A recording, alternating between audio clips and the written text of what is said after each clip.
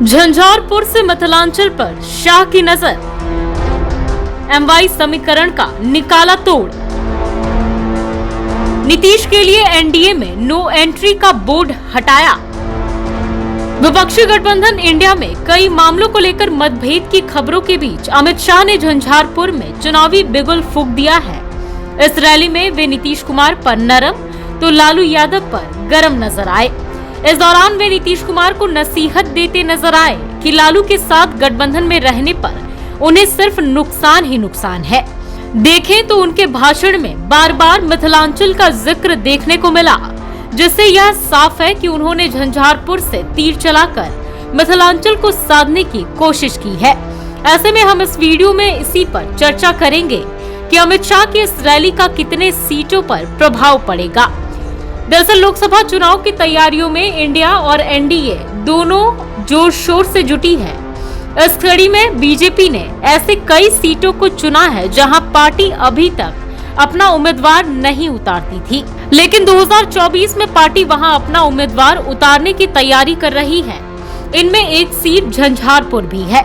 यही वजह है कि अमित शाह ने झंझारपुर में वोटरों को झकझोरने का काम किया और उन्होंने आक्रामक अंदाज में अपनी बातें रखी। इस दौरान उन्होंने बार बार मिथिलांचल के वोटरों को सावधान किया। देखें तो नीतीश कुमार जब बीजेपी के साथ थे तो मिथिलांचल के इलाकों में एनडीए का एक छत्र राज था, लेकिन नीतीश के अलग होने के बाद यहाँ का पूरा समीकरण बिगड़ गया है। ऐसे में यहाँ विपक्षी गठबंधन इंडिया बीजेपी पर भारी पड़ता दिखाई दे रहा है। अगर आंकड़ों की बात करें तो फिलहाल लोकसभा की 5 सीटों में 3 पर जेडीयू का कब्जा है, वहीं विधानसभा की 30 सीटों में 19 महागठबंधन के पास है। इनमें 14 जेडीयू के पास और 5 आरजेडी के पास है। बात अगर झंझारपुर की करें तो यहाँ तो लोकसभा चुनाव में बीजेपी को मात्र एक बार 2014 में जीत मिली। हालांकि जदयू के साथ गठबंधन में रहने के बाद झंझारपुर हमेशा उसी के हिस्से में गया, यानी कि मिथिलांचल में जदयू के बिना लोकसभा और विधानसभा चुनाव दोनों में बीजेपी की मुश्किलें बढ़ सकती है। ऐसे में अमित शाह इसको साधने की तैयारी में जुट गए हैं। आपको बता दें कि अमित शाह ने रैली में सीता और राम का जयकारा लगाया। वहीं बिहार में रक्षाबंधन की छुट्टी कटौती और सनातन धर्म को लेकर विवादित बयानों पर जोरदार हमला बोला। ऐसे कहकर उन्होंने यह संकेत दे दिया कि 2024 में बीजेपी के एजेंडे में हिंदुत्व भी शामिल रहेगा। वैसे भी मिथिलांचल के मिश्रा और झा सरनेम वालों की भरमार है, जिन पर अमित शाह की पैनी नजर है। रैली में उन्होंने यह संदेश देने की कोशिश की है कि पार्टी अति पिछड़ा और दलितों के अलावा स्वर्णों का भी ख्याल कर रही है। अगर पार्टी ने स्वर्णों को साध लिया तो फिर महागठबंधन के लिए चुनौतियां बढ़ सकती है।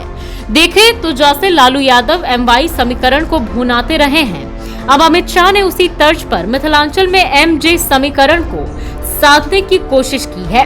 वैसे भी इन दिनों सनातन धर्म के खिलाफ बोलकर इंडिया के नेताओं ने बीजेपी को मौका दे दिया है। यही वजह है कि अमित शाह ने जोर शोर से सनातन को लेकर आवाज उठाई। यह एक ऐसा दाव है जो अगर मिथिलांचल में सफल हो गया तो बीजेपी के अच्छे दिन आ सकते हैं। सियासी पंडितों का कहना है कि अमित शाह का मिथिलांचल का यह कार्यक्रम बहुत ही सोच समझकर बनाया गया है। मिथिलांचल में अमित शाह जहां सभा किए, वहां से आसपास दरभंगा, मधुबनी, सीतामढ़ी, समस्तीपुर, सुपौल, मधेपुरा, सहरसा का इलाका यादव और मुस्लिम समुदाय बहुल क्षेत्र है। ऐसे में अमित शाह अपने इस रैली से लालू के परंपरागत वोटरों में भी सेंधमारी करने का प्रयास किए हैं। उन्होंने खुलकर यह भी बताया कि एनडीए के शासन से कैसे उनका भला हो सकता है। इसके साथ ही अमित शाह ने नीतीश कुमार को भी लालू से सावधान किया, जिसके बाद ऐसा कहा जा रहा है कि बीजेपी नीतीश को वापस पाना चाह रही है। देखें तो अगर अमित शाह को नीतीश से दिक्कत रहती तो वह कह सकते थे कि एनडीए में नीतीश कुमार के लिए नो एंट्री है, लेकिन इसके उलट वे नीतीश कुमार के प्रति नरम दिखे। ऐसे में अमित शाह की यह रैली लोकसभा चुनाव और बिहार की राजनीति पर क्या प्रभाव डालती है, यह देखना काफी ज्यादा दिलचस्प होगा। तो फिलहाल के लिए इस वीडियो में इतना ही। बाकी के वीडियोस के लिए बने रहें लाइव सिटीज के साथ। धन्यवाद।